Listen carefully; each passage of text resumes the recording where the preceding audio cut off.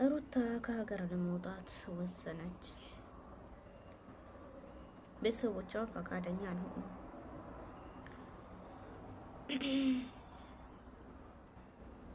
አብርሽም ማዘነባት። የአብርሽ አባት አሁን ላይ ደግሞ በጣም ሄርሜላን እያሰቃያትም ይመስላል። ቤተሰቦቹ በሙሉ ሩታ ከሀገር እንድትወጣ ፈቃደኛ አልሆኑም ማለት ነው። አሰላሙ አሌይኩም ወራህመቱላሂ ወበረካቱ። ውድ የተከበራችሁ የቻናል ቤተሰቦች በያላችሁበት የአላህ እዝነት ረህመት ከእናንተ ጋር ይሁን እያልኩ ዛሬ ደግሞ ከችከቸች ብያለሁ ማለት ነው። ለቤቱ አዲስ የሆናችሁ የደወል ምልክት በመጫን ቤተሰብ ሁኑ።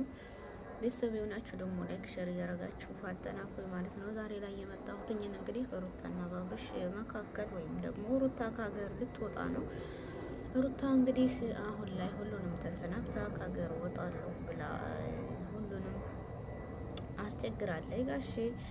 ከዛም አልፎ ደግሞ እንግዲህ ሽማግሌም ተልኮ ሩታና አብርሽ ሊታረቁ ነው ማለት ነው። ሩታና አብርሽ ያው ዙሩ በመሀላቸው ልጅ አለ። ያንን ልጅ ደግሞ ስላለ ርቆ ወይም ተራርቆ መሄድ የለባቸውም። አንድ ላይ ነው ልጃቸው ማሳደግ ነው። እሱም ደግሞ ከሀገር ልትወጣ ነው የሚለውን ነገር ሲሰማ አብርሽ በጣም ከፍቶታልና፣ ስለዚህ ዛሬ ላይ እሷን አስጠርቶ ሩታ ከሀገር መውጣት የለብሽም አብረን ልጃችንን እናሳደግ ነው ያላትኝን። እሷ ግን ፈቃደኛ አልሆነችም ማለት ነው። ከዛም አልፎ ተርፎ እንግዲህ የአብርሽ አባት ሩታና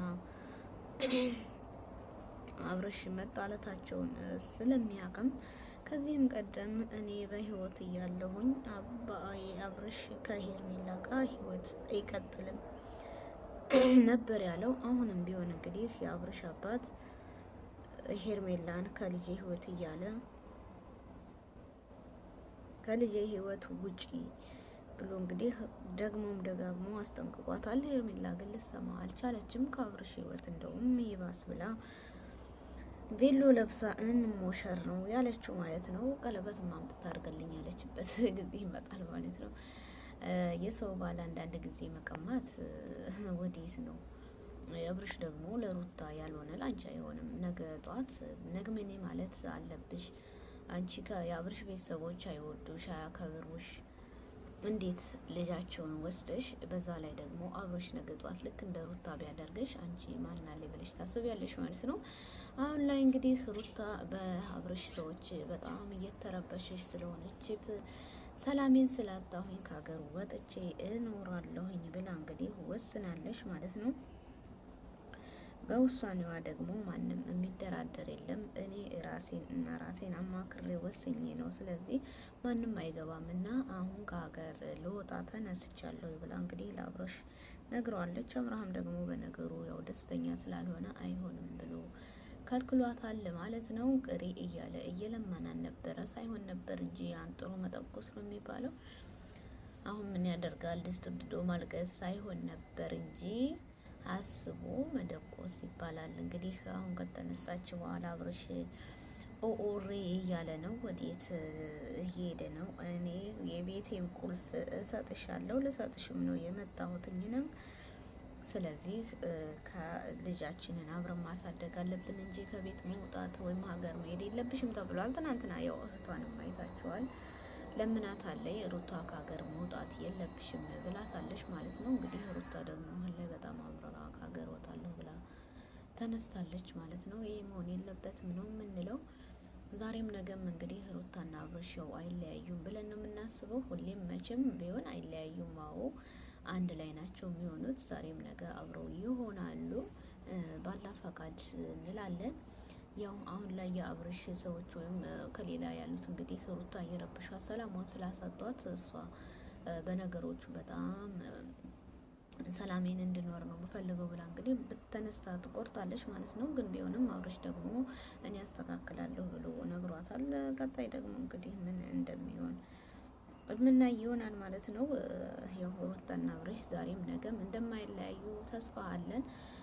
ትናንትም ያው እህቷ በዙ ለምናት አለች ከሀገር ለውጣ ነው ስትላት፣ እህቷ ግን ፈቃደኛ አልሆነችም። ምክንያቱም እንዴት ይህን እንደም ልጅ ይዘሽ ከሀገር ትወጫለሽ? አስበሽዋል? የሚገጥምሽን ገና 3 ወር ያልሞላው ልጅ ቢያንስ ልጁን ላስቀምጠው እንኳን ብትላት እህቷ ደግሞ ያው ቤተሰብ እናትሽ ምንም የሰማ የለም። አሁን ወዴት ነው የምትሄጂው? እኔ መቼም ፈቃደኛ አልሆንም።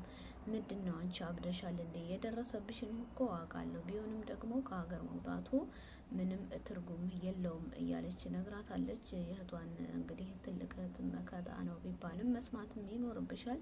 አብርሽም አሁን ላይ ቤተሰቦችሽ ራሱ አንቺ ከሀገር እንድትወጪ ፈቃደኛ አይሆንም። ስለዚህ አርፈሽ እዚሁ ቤቱን እሰጥሻለሁ፣ የራስሽ ነው፣ ህግም ፈቅዶልሻል። እኔ እወጣለሁኝ፣ እንደፈለግኩ እኖራለሁ። አንቺ ግን ልጅሽ ጋር ልጄ ማለት አንቺ ማለት የልጄ እናት ስለሆንሽ የሆነ ነገር እንዲደርስብሽ አልፈልግም። ልጃችንን እዚሁ ቅርብ ይሆንልኛል። ልጄን እንደፈለግኩኝ እየመጣሁ ያለሁኝ እና እዚሁ ሆነሽ ልጅሽን አሳድጊ። ምንድን ነው ከሀገር መውጣቱ ጥሩ አይደለም። እኔ እንድትታይልኝ ከሀገር እንድትሄጂ አልፈልግም።